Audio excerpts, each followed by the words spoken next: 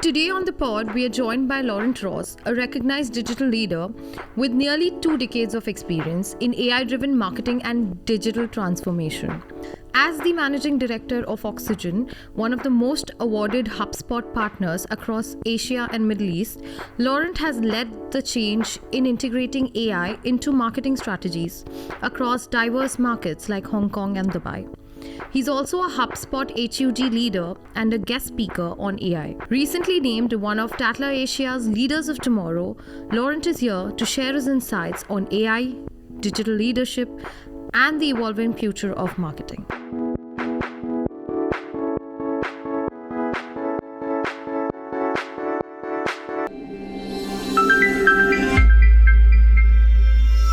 Welcome, Laurent, to the pod.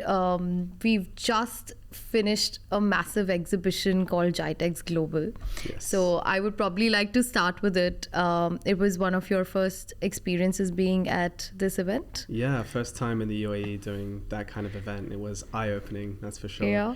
Yeah, we're used to going to the ones in the US and ones in China, Right. Hong Kong, etc. And this one was very big, very Yeah, impressive. the scale was... Yeah, and the amount of people. Yeah, it was a lot, but in a good way.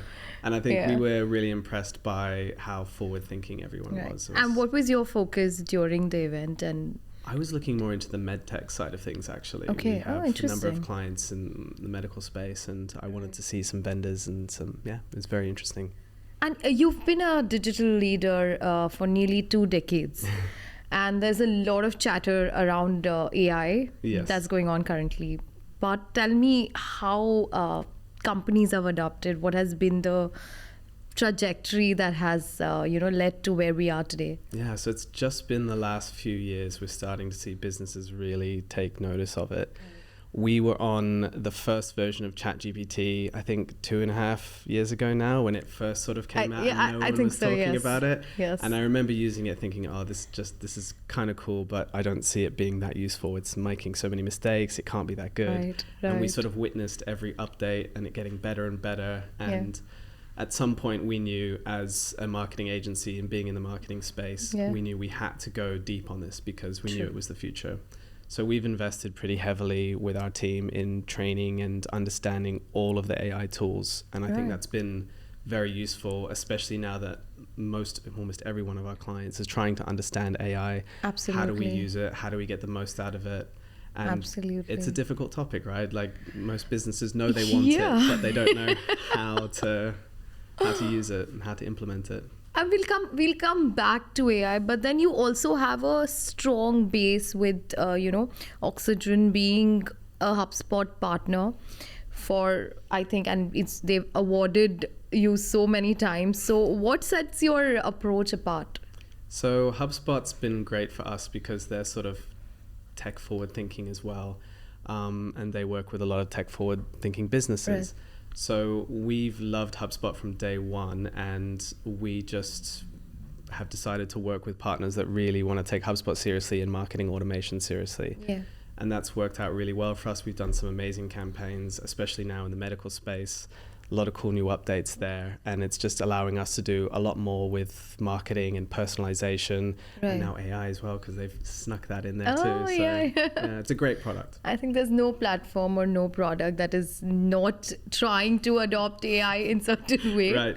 So how do you adapt your AI strategies across markets in Hong Kong and Dubai? So if you could do a comparative study. Yeah, that's a good one, because it's very difficult in Asia because they block it, right? So OpenAI doesn't officially allow us to use the tools in China and in Hong Kong. We do have access via the Microsoft Azure platform, so there are ways to be able to use it. And the great thing about the UAE is we can just use it here. Nothing is blocked. So you guys are really lucky. So do you think this mass adoption is going to just scale up from here on, or is just going to plateau down? No, I think it's definitely going up. Going up. Yeah, most businesses haven't quite worked out how to use it yet. and they're just starting to use it for content and some emails. I got all these questions from ChatGPT. I just put your company's profile, I just put your profile, and then I was like, I'm going to do this podcast with this boy. And please tell me what to ask him. They're great questions, so well done, ChatGPT. I mean, ChatGPT did a good job, and then I'm paying them $20 subscription, so they better come up with decent questions. But again, like what is a misconception around AI, about AI? I'd say one of the biggest ones at the moment is most businesses think they are using it in some capacity. So they say, we have Microsoft Copilot for the teams. Right. And maybe their team have access, but maybe their team don't like it very much and all have personal accounts and are sort of sneakily on the side using the tools. And I find that in a lot of businesses that say, we haven't touched AI yet, we don't use it at the company. And then when we're doing the training process, we're interviewing the team, and we find out that actually everyone's using it on the side. They just haven't told their manager. So that's a potential problem, because sensitive data could be leaking out of the company. There's no control. There's no consistent tone of voice. Right. And so I think most businesses are probably further into AI than they realize, but not in a coordinated way. That's such a valid point, and that just gets me thinking that what should be the strategy, what should be the go-to way of, say probably what Oxygen might do to get AI in marketing? So the way we've done it is to give our team access to all the tools, to make sure that we have company accounts where they can access everything. If they want to try something, they can under our login, keep it all safe in one place. And then we provide training to the whole team. So if someone is joining our team, even if it's an intern, they have to go through an AI training program, which takes about a week and a half. And they have to even learn the back end of like how to connect the API and some, more technical things. That's more technical. But it's important for them to understand what is and isn't possible. So when we have a client that says, hey, we want to generate this thing with AI, or we want to use AI for this, my team can usually say, okay, maybe that's not possible because of this reason, or maybe we should do it this way with this other AI. So it's really good to have that background understanding of how the tool works, because most people will put in something, get the response, and then they'll either say, okay, that was good or bad, and not try any further, right? It usually takes several prompts and, working with the tool to get good results. Course. It's learning, right? We'll come to that. You did speak about how, your team is using AI and how you have very seamlessly incorporated training programs as well. Can you give one instance where, Oxygen has probably used AI for any project and, it got like really good results? Okay, a great example of an internal task that we have, blog writing. So we do very technical blogs for the B2B industry, manufacturing, medical. So they take time. On average, in 2022 and 2023, it took between 8 and 9 hours to complete one blog, as per the team member, including revisions, feedback from the client, etc. We got that down to 4 hours after implementing AI. So in terms of how much time that saves the team, it was amazing. We went from being not very profitable in that area to being very profitable in that area. And the quality is honestly better. You obviously need to have the person there to check the facts, to gather quotes, to add links, to make sure it's all verified properly. Of course. You do need to have that expertise at the end, but it's just saves everyone so much time. It's been an amazing tool for us. That's cool. And there are different kinds of like mass adoption of ChatGPT has been seen. Some generative AI tools are available to all of us, but what is an LLM and what is the basic concept of artificial intelligence? Okay, so most of the LLMs that I say most people are dealing with at the moment are sort of just generative language models, and they're very similar. You've got a number of them by Google, Meta. Everyone's coming out with their own models, and they're all different in very subtle ways, but more or less work the same. So the backend remains the same? The technology remains the same? The technology is quite similar, but it's how they train the models and what data they train the models on which really matters.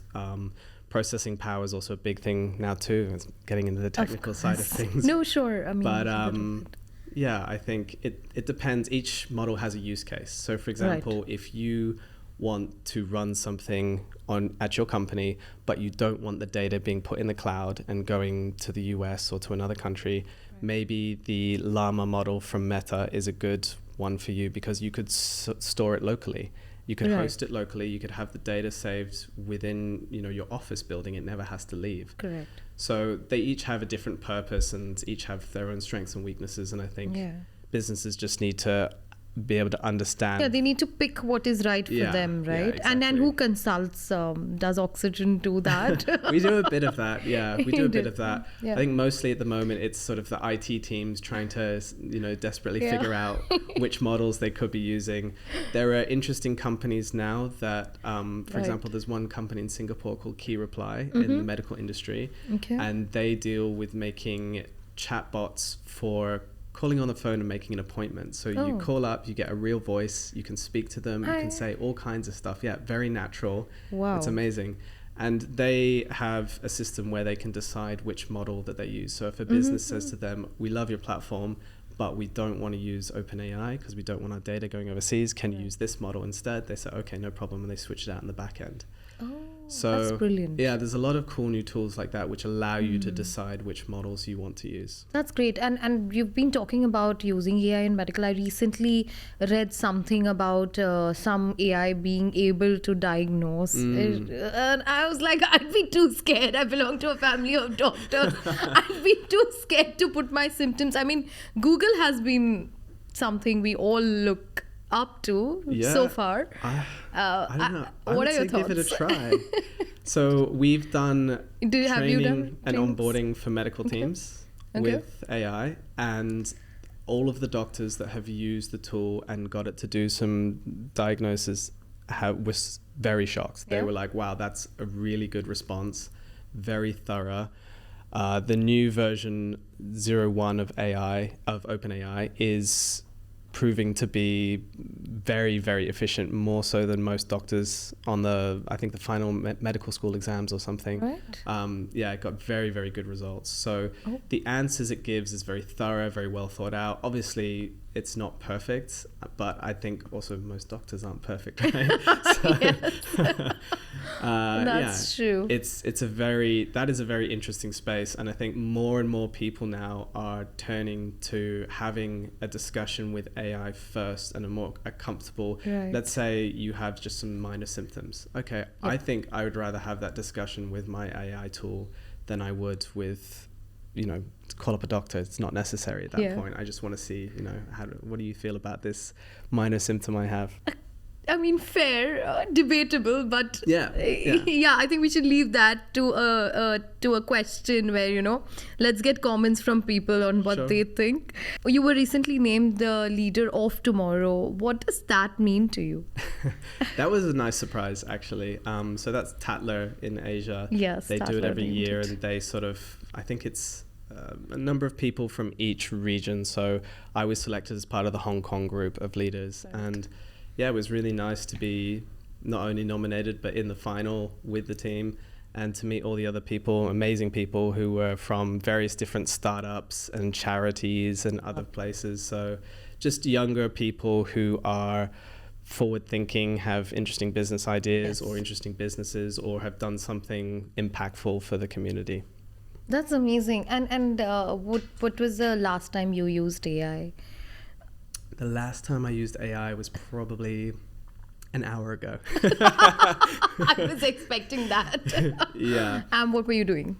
Using it for a proposal. So we can put in large amounts of information, have it scan that, come up with strategy. I have, and my team has, a number of custom GPTs. So within ChatGPT, you can make these custom GPTs now, and we have ones that are for various different brands that we work with. We have internal ones. I have one that is my ChatGPT, and it has my tone of voice. It's got a bunch of articles and other things that I've written in the past. It knows a lot about me. It knows that I don't like to use exclamation marks and I don't like to use emojis and I never say excited. And like, there's a number of things that it knows about me. And so whenever I push content through there, it's coming out first pass, much closer to what I would naturally write. True. And we do that with, if let's say I have a medical leader, I'm not going to name names, but someone that's one name, so you could tag someone important. Someone that's, doing very well on LinkedIn and they need an article or a LinkedIn post, they need it in their tone of voice. Right. That in the past was quite difficult. There was a lot of back and forth to get that right. Now I find we get it about 85-90% right first pass with AI, which is like impossible. Yeah, like 5 or 10 minutes work. Even podcasting, honestly, it was a task to come up with scripts. Now all we have to do is research, put all our data. Even direct one-on-one podcast, you just put a teleprompter and you can just talk to a screen and share information. So coming back to using AI, what would be that one thing that you would like, say there's a 15-year-old or a 20-year-old, how to use ChatGPT to their benefit, or a business? So let's start first with a 15, 20-year-old kid who wants to start something and use AI. So for the 15 to 20-year-old, I would say just start using it for personal stuff. The new voice mode is amazing. You can just talk to it. Brilliant. Just get comfortable with learning what it can and can't give you back. So there's so many ways in which it can help you. I was at a dinner the other night and my friends were playing Settlers of Catan and they were arguing about the rules. I pulled out my phone with ChatGPT. I asked it the question. It clearly spoke to the entire room and told everyone, no, that's not how it goes. Yeah. And my friends were all shocked. They were like, wow, we didn't know it could do that. So nice. I think just using it in your personal life and trying to understand. Well, yeah, I have one more. What we did very recently, we just put all of us friends, we got together and each one got a bottle and we just asked ChatGPT what would be the best cocktail. I swear the recipes that came out were brilliant. Yeah? No, that's amazing. Yeah, that's a good way to try. It's got the whole internet in there, right? So yes. I think very useful. But I would take it past that.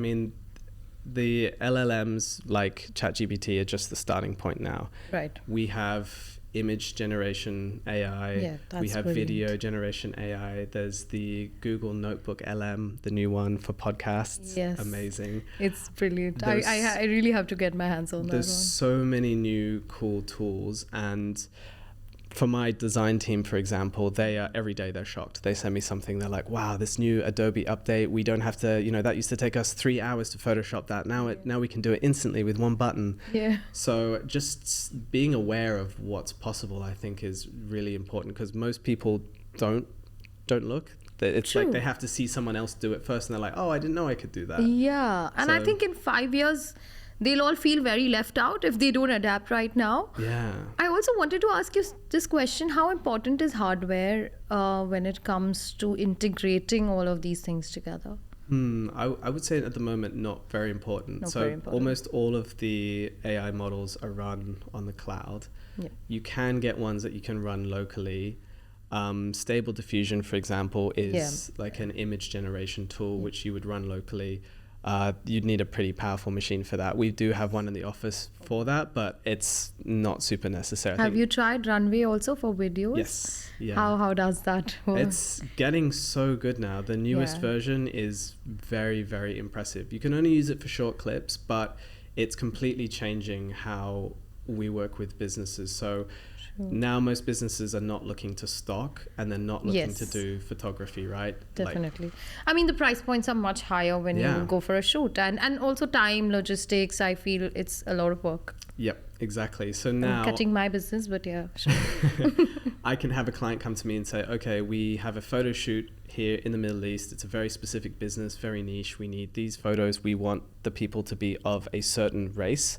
We want them to have certain clothing styles. They can be very, very specific. And in the past, that would be like, okay, we need to do a 2-week photo shoot and there's going to be editing and hire the perfect post-production model and all this stuff. Yeah, and now I tell the clients, and I'm like, okay, before the meeting even happens, we've done the images and the proposal, and they're like, wow, those are amazing. Like we can just go with those. So it's amazing just how fast it's accelerating content creation and production. And if your marketing team is very familiar with the tools, they're just so much more efficient now.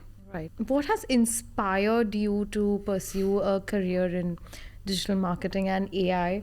Was there any pivotal moment, that came to you? How did it all start? It's a really good question. I kind of been in this space. Thanks to ChatGPT. Thank you, ChatGPT. Yeah, I've been in this space since I was about 16. I got my job in a digital design agency in Australia. And I've been very into it ever since. I really like being presented. How old were you? 16 at the time. 16. Yeah, I'm 35 now, so wow, a while back. So that's like, almost 2 decades. Yeah. And I'm really passionate about helping businesses with difficult problems. And AI and marketing automation, I think, if done right, can really help a business. Absolutely. I mean, some of the things we've done with clients is amazing.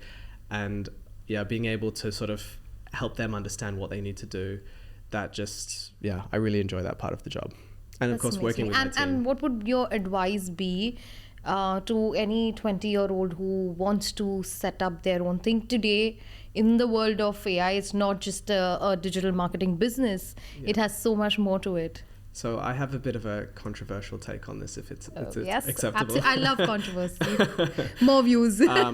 So as a marketing agency, we obviously get a lot of applicants of people that have very fancy marketing degrees. Yeah. I don't see any value in them anymore. Specifically for marketing degrees, I think obviously there are other industries where it's a very important thing to have a degree. Sure. But for marketing, I feel like it's not that important anymore. And most of the people that I speak to when I say, tell me what you learned at school. And they're like, oh, well, we learned this and I learned this. I'm like, okay, well, none of that's useful anymore. Yeah, it's not relevant. Yeah, so we've actually been hiring people who don't have marketing degrees, who are passionate about AI. And if they can come to us and say, hey, I love ChatGPT, I've been doing these things, I think I can do this, give me a chance, I'd rather hire that person than someone that has 3 or 4 years of marketing degree behind And what's them. the average age in your office? Quite young, I'd say probably mid to late 20s. Yep. I mean, they are the ones who I think have nailed it. Yeah. I mean, I wouldn't say anything digital, because they are digital natives, of course, probably born with it. We had to see the transition, right? Yeah. Having said this, there's always this looming thing that, AI is going to take our jobs away. Yeah. So I always ask everyone this question, that is that a fact? Is AI going to take our jobs away? Eventually, yes. How long is, I think, the most important because question. I had to fire 3 people because I got a virtual assistant to do things with me. If in a small organization this is happening, imagine the impact on a larger level. Yeah, and a lot of the businesses we work with, they are thinking about doing the same. They're trying to figure out, how do we use these tools to scale back on our team? And like almost everyone we speak to, whether they like to admit it or not, they are thinking about scaling back their teams and using AI in one form or another. And now it's difficult because, ChatGPT is smart, but it can't read your email and it can't call up someone and it can't access your HubSpot account or your other, it can't really interface between all the things you need to do. True. That's coming. So Microsoft are very close to, releasing their new version of Copilot, and there's a number of updates coming soon in which agents can have the autonomy to do that for you. So that will be the game changer, and that will really shift things. I saw a very scary Bollywood movie they made. They had an AI avatar, and then he just takes over the entire computer. Yeah. And the whole access to the computer is to this lady's computer, and the camera is on. Okay, I'm more of the Ready Player Me vibe. I enjoy that, and not the nice scary. One. Yeah, so I think Ready Player is pretty much going to be. What are your thoughts? Is that the life we're all going to live in a while? I think that was the Mark Zuckerberg dream. I don't know if it will ever come to fruition. I've not tried any of the VR headsets, the new ones yet. Really? I've tried some of the old ones, but I've not tried the new ones. I don't know how good it feels, but they make me feel a bit sick. I don't know. I think it does. VR for now, of course, we are very far from mass adoption, only because of the hardware challenges. That's very relevant when it comes to VR, because we create virtual showrooms, and that's hardware is so important to what content we create. Is it? At my company, but that's not the case with AI. But we do have like virtual chatbots, which we put in a proto or a screen, and they can chat, and all that is happening already. Yeah. So how do you train those virtual chatbots? What's the back end of that? So there's a few ways to do that now. HubSpot, for example, have a really good new agent tool within their system. So it's connected to, I think, OpenAI's ChatGPT. Okay. And you can give it some pre-prompting and some training within the system. So you can say, okay, only reference content that is on my knowledge base or on my website or something. And then when someone comes to the chatbot and they say, hey, I'd like to know more about your services, you know, how much is this or something, it can answer all these questions and link you to different things. Yes. It's pretty good. And then if you ask it something different that's not related, it will say, no, sorry, I can't handle that. Which is something it couldn't do in the past, because last year there were a lot of companies rolling out these chatbots, and then people were asking them all kinds of wild They went questions. rogue. Yeah, and they went rogue, exactly. Once or twice that happened, and then that was scary. Yeah, I remember someone managed to get a car dealership to sell them a car for $1. In Dubai, I saw a use case in real estate, but I think media has the best use case so far of using chatbots. Yes, yeah, for media, and I think for healthcare. Healthcare, a big of course, one it's too. a huge segment. It's getting really good. And what are your thoughts about robotics and AI? Because I saw something, a robotic arm which was pre-programmed into AI. What are your thoughts on that? Well, the robotics side of things is a few years behind the LLMs, I think. So maybe in a few years' time, they're not very agile at the moment, and they're not very smart. I mean, you've seen the new Tesla robots that was all sort of faked. It wasn't great. It wasn't great, But the idea is there, and they're working towards it pretty quickly. And I think now that they have AI to train them how to move and walk and interact with the world, that's much faster than what we had before, where people were training them. So I think when companies like Boston Dynamics have... I mean, I really like the dog it's cool, right? It's very cool. And one of our friends is using it to put a camera on the dog, and then it climbs and does survey of 50-floor buildings, which humans, that's a great use case I found. And but again, spot cyber dogs, everything will take a while, but AI is just here to stay, and it's just the mass adoption, the rate at which it is being picked up is scary also. What are your views? Like, you can give me a controversial statement also, but why is AI just more than a tool? Okay, I think my sort of semi-controversial statement on this is people aren't taking it seriously enough. I think most people see it for what it is right now and don't see the potential in it. So, for example, we did a demo for Copilot training for a company recently, a very big international company. And they were like, yeah, it's okay, but it's not amazing, so I think we're just not going to use it going forward.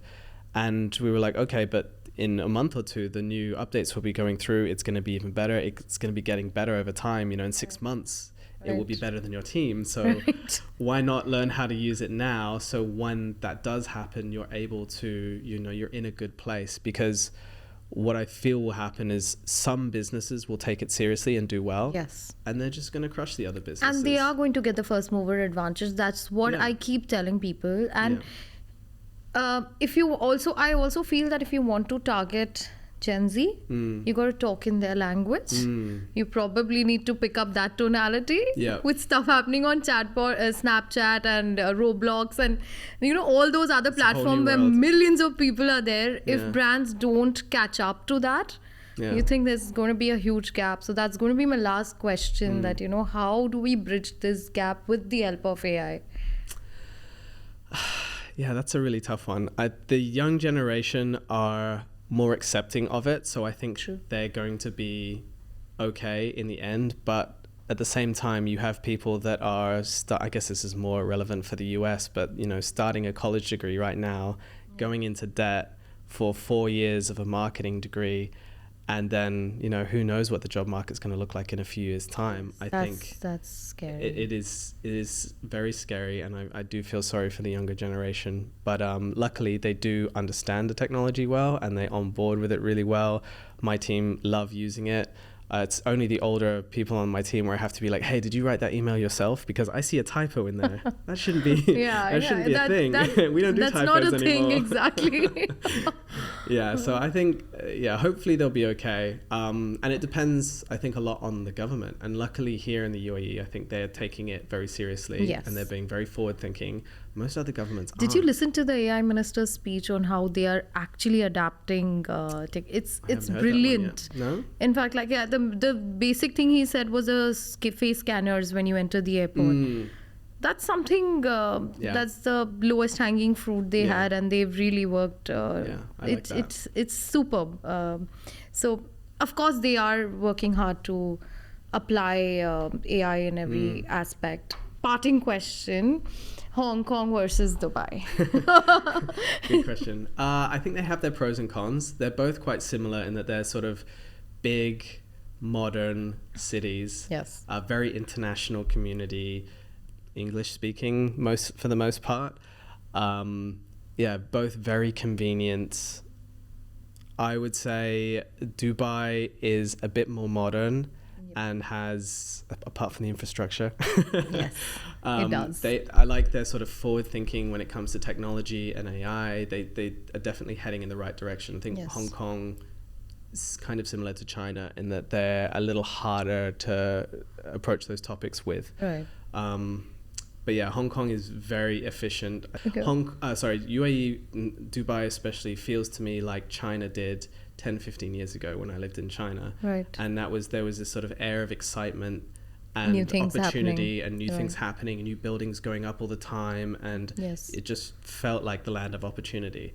Unfortunately, it doesn't quite feel like that anymore, but now Dubai does. So very, very happy to see that happening for this region. So will we see you spending more time in Dubai now? Absolutely, yeah. We'll and your thoughts of living in this country? What would you prefer, Hong Kong or Dubai? I think for now I'd rather live in Dubai. I've done 17 years in Asia, so a long time. I feel like I've done my time. I think so. I've done my time. I learned the language. Oh wow! So you can speak Mandarin. I read it in your profile. Yeah. I just feel like I'm ready for a change. So I love it here. I think the summer is the tough part. I need to get out for a few months because of that just heat. Buy a villa in Europe. Airbnb. No, I that's what a lot of people are doing. They Airbnb their homes here and then just go away for a couple of months. Great idea.